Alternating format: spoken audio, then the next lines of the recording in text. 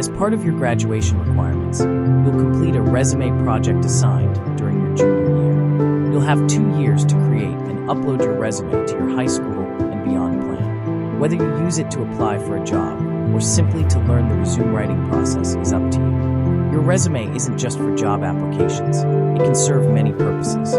Colleges and vocational programs may ask for one that highlights your academic, athletic, or personal achievements.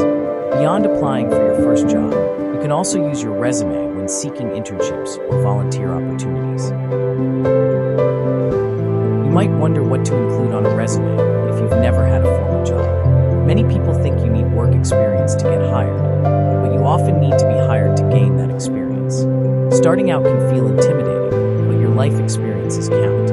Tasks like doing chores, mowing lawns, or caring for siblings show responsibility and maturity, qualities employers value. The truth is, you probably already have what employers are looking for.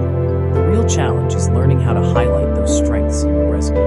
In today's lesson, you'll explore how to build a high school resume that supports your goals, whether that's landing your first job or applying to college or a training program. The introduction or profile is a short paragraph or list at the top of your resume that gives a quick snapshot of who you are and what you're aiming for.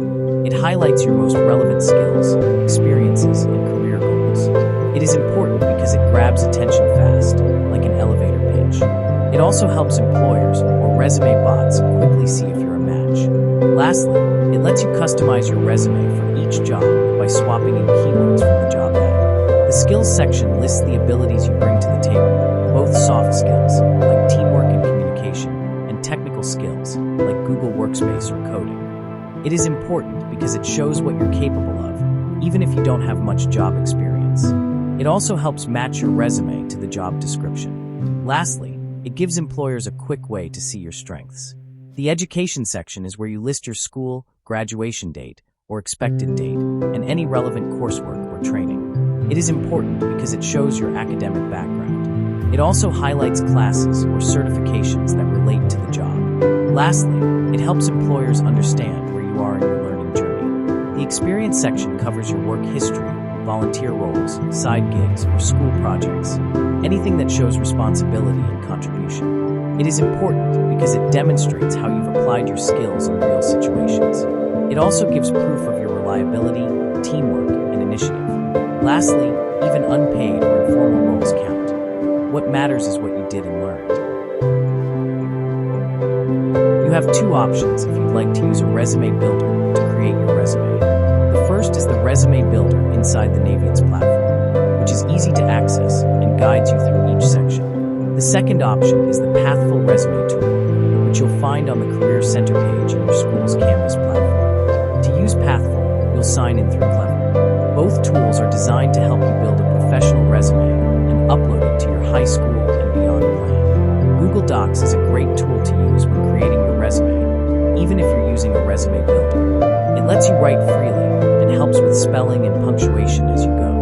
If you want to get more creative than a standard builder, you can find lots of resume templates online. Most of them work with both Microsoft Word and Google Docs, so you can choose the format that works best for you. The best way to think of a resume is as a one-page summary that highlights your potential and what you have to offer. It's your chance to show others, whether it's an employer, a college, or a program, what makes you a strong candidate.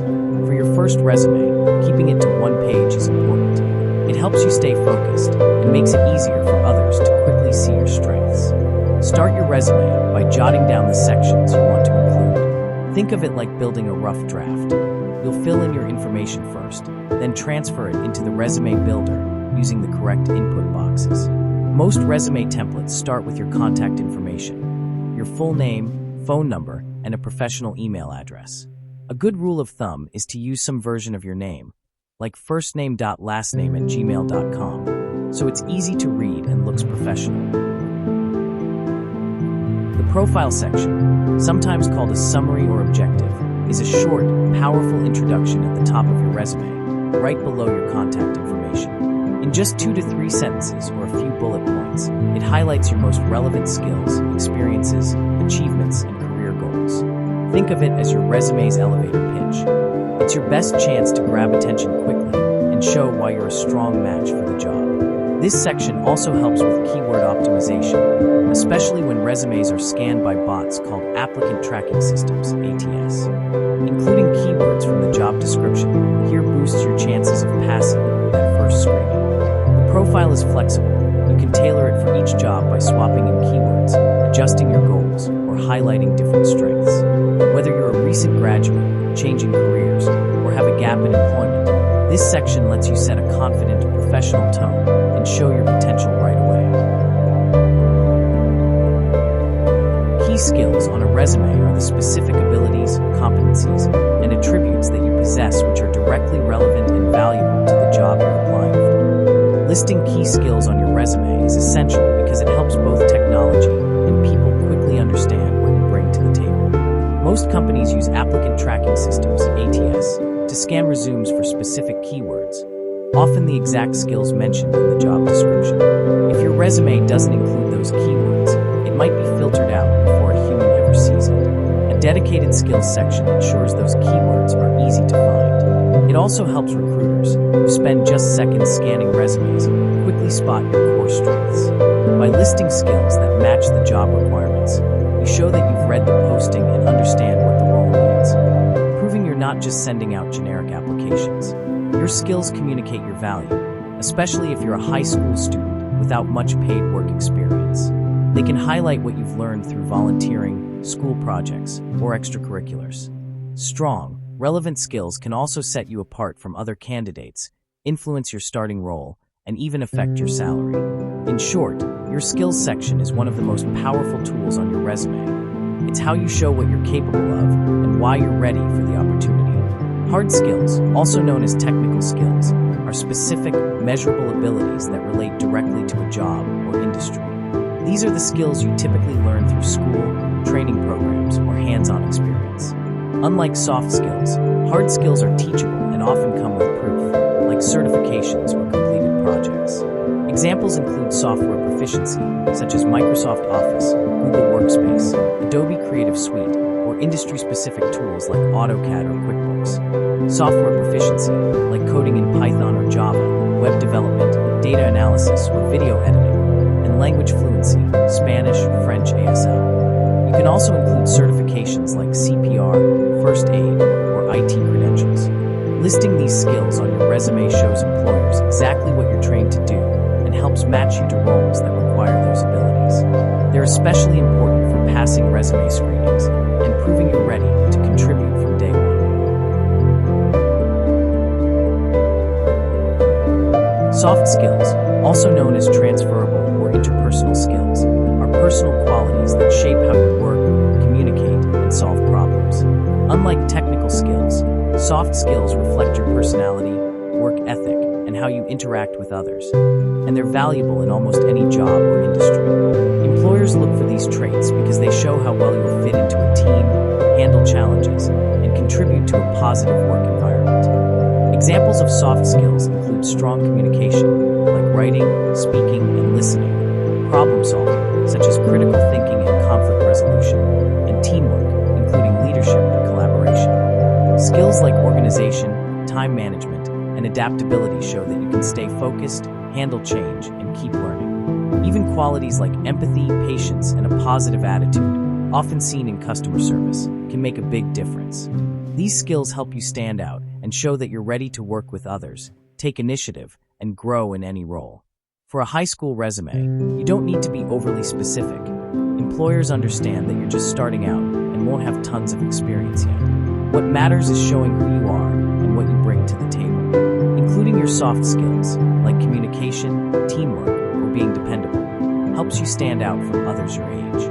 These qualities show your potential and give employers a reason to take a closer look. Next, you'll want to include your education. For your first resume, list your high school and your graduation date, or your expected graduation date if you're still in school. You don't need to include your GPA unless it's above a 3.5. Employers aren't college admissions boards. They're more interested in your skills and experience. If you've taken classes that relate directly to the job you're applying for, go ahead and mention them. You should also include any training programs, certifications, or vocational classes you've completed. These show that you're building real-world skills and taking initiative. The experience section of a typical resume is where you list your job history. You usually include the company name, your job title, the dates you worked, and the location. Under each job, you add bullet points that describe what you did and what skills you used. Now, this is the part where you might be thinking, I just graduated from high school. I don't have anything to put here. And that's totally valid. But remember, experience doesn't only mean paid jobs.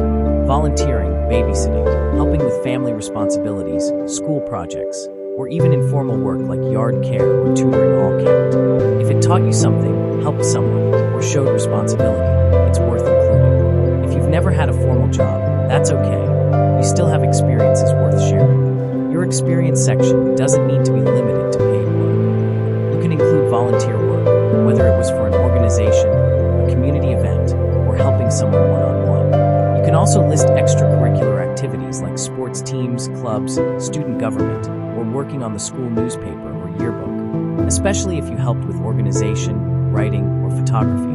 Basically, any way you've spent your time during high school, whether paid or unpaid, can show your commitment, teamwork, leadership, and responsibility. These are the qualities that help you stand out. If you've held a specific role in a school project, a personal coding project, helped organize a fundraiser or school event like a dance, or assisted with building something, those experiences absolutely belong on your resume. When you include them, be sure to describe your role and what you accomplished. Did you lead a team? Design something? Solve a problem? These details help show your initiative, creativity, and ability to follow through, qualities that employers and programs value. Don't forget to include side gigs like regular babysitting or helping with a family business. These experiences count, especially if you had specific responsibilities. If your experience comes from an event, like volunteering at a fundraiser or helping at a community fair, include the name of the place, the type of work you did, and the month and year you started and finished. Under each entry, add a few bullet points that explain what you did. Keep it short and focused, just enough to show your role, your contributions, and the skills you used. When thinking about what to include in your resume, remember that experience comes in many forms, not just paid jobs. In your community, you might have helped with a tiny house build project, built a park bench through Scouts, led activities at summer camp, provided childcare, mowed lawns, worked on landscaping projects, helped with fundraisers, washed cars, or done photography. Independent projects count too, like 3D printing or laser cutting, creating a website, cooking healthy meals, walking dogs, building a small library, teaching someone how to use technology, or running a baked goods sale. All of these show responsibility, creativity, and real-world skills that employers value. Here are some secret and important tips. When writing your resume, make sure to include words directly from the job ad. The job posting is one of the best sources for knowing what to highlight. Employers often scan resumes for the exact keywords they've listed, especially skills and experience they're looking for. If you have those skills, use the same language they used in the ad. This helps your resume stand out and match what they're searching for. You'll usually list these skills as bullet points in the skills section, so keep them clear and specific. Remember, your goal as a high school student or recent graduate is to take your experiences, whether from school, volunteering, or personal projects, and translate them into skills and contributions that match the opportunity you're applying for. Make sure you run a spelling and grammar check to catch any typos. Also, make sure your resume fits on one page. That's the standard for a first resume and helps keep things clear and focused. Most resumes should be just one page long, and that's especially true for high school resumes. Once you've finished writing yours, save the file. I recommend saving it first as a .docs file. This format works well with both Microsoft Word and Google Docs, so you can keep editing if needed. Then save it again as a PDF. That's like taking a snapshot of your resume. It'll look exactly the same on any computer or phone. Next, it's time to save your work. Download your resume from the Builder or Document Editor, and then upload it to your high school and beyond plan. Before you submit your resume, take a few key steps to make sure it's polished and ready. First, proofread carefully to catch any typos, grammar mistakes, or formatting issues. This shows professionalism and attention to detail. Next, target your resume by tailoring it to the specific job you're applying for. Highlight the skills and experience experiences that match the job description, and avoid using a generic version. Make sure your contact information is accurate and up to date so employers can reach you easily. Check that your formatting is clean and easy to read. Use a consistent font and organize your content with bullet points. Finally, double-check your upload to confirm you've attached the correct version of your resume, ideally as a PDF, so it looks the same on any device. These small steps can make a big difference in how your resume is received.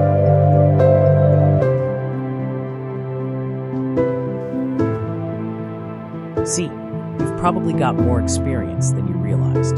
Just pull everything together into the right sections, keep it clear and concise, and proofread carefully. Remember, if you're not using a resume builder, choose a professionally designed, print-friendly template to make your resume stand out. As a reminder and to summarize, before submitting your resume, take a few final steps to make sure it's polished and professional. Proofread carefully to catch any typos, grammar mistakes, or formatting issues. This shows attention to detail. Make sure your resume is targeted to the specific job by highlighting skills and experiences that match the job description, rather than using a generic version. Double-check that your contact information is accurate and up to date, so employers can reach you easily. Review the formatting to ensure your resume is clean, easy to read, and visually consistent, using bullet points where needed. Finally, confirm that you've uploaded the correct version of your resume, ideally as a PDF, so it looks the same on any device. These small steps can make a big difference in how your resume is received. If you need any help, just ask. Thank you all for watching the presentation. I appreciate your time, attention, and effort as you build your first resumes. Remember, every experience counts, and your skills matter more than you think. Keep it clear, keep it honest, and keep growing. You've got this.